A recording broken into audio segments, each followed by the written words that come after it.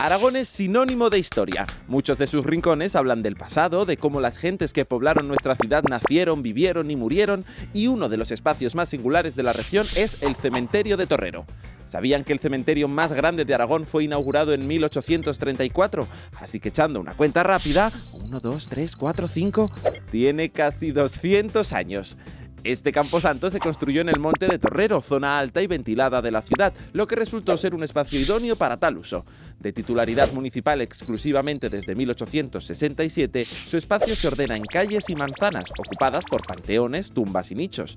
En sus 530.000 metros cuadrados descansan más de 400.000 personas, pero ¿sabían que dentro de su perímetro existe un cementerio evangélico, otro musulmán y un cementerio alemán? Pues hablando de curiosidades, sepan también que se trata del único cementerio musulmán de Aragón y ocupa una extensión de 3.100 metros cuadrados, espacio que en principio se destinó a enterrar a los combatientes musulmanes marroquíes muertos en Zaragoza en la Guerra Civil, pero que en la actualidad sigue en uso.